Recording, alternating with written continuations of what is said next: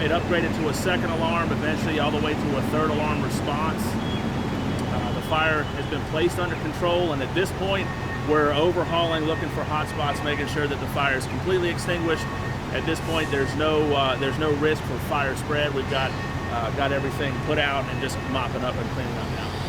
Chief, how many firefighters and units did you have respond to this? So we had 3 alarms. So we had about 65 here on scene. What is something like this possibly may have caused this?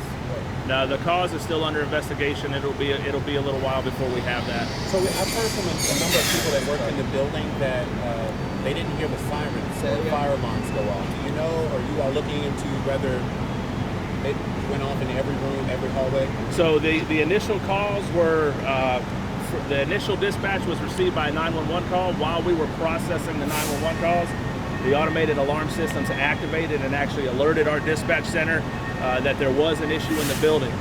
When we start dealing with high rises, typically in high rises, when the fire alarms go off, they only go off on the floors that are affected and expected to evacuate.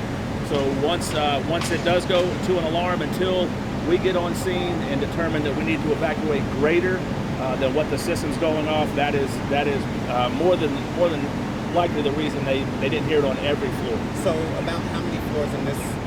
Situation So typically in a situation like this, it automatically goes to 2 floors above, is what the initial evacuation is. So you would get the floors below and 2 floors above.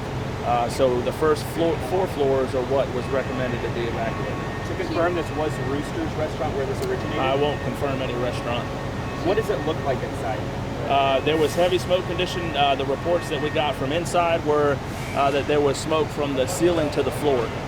Were people in the restaurant? What upgraded it to a third alarm? What made this fire go? So in our response protocol, anytime we go into a high risk, it's already a larger response.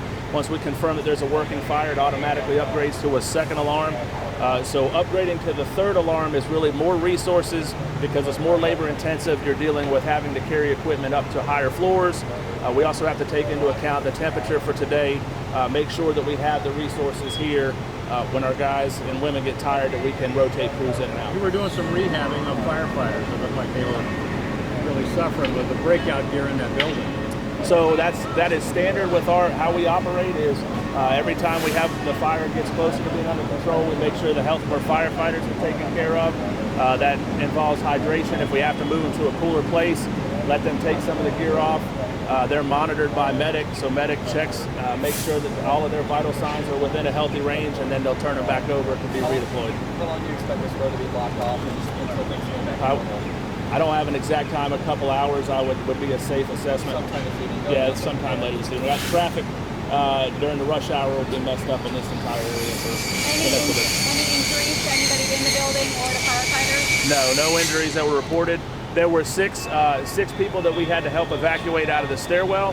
They were able to get to the stairwell, which is what high rises we typically do. Is we encourage people to get in the stairwell.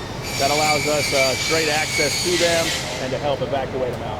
What about for those injuries? That doesn't mean no one's been treated for any sort of like inhalation, No. What about for the evacuees? Any word on when they can get back in, get their belongings? No, not at this time. Not until we're done working. Chief, at some point it became a mandatory evacuation for the entire building. At what point was that determined? That I'm not exactly sure. I have to go back and look. I know you can't talk about what may or may not have caused this fire, but can you say if anything looks suspicious or does not?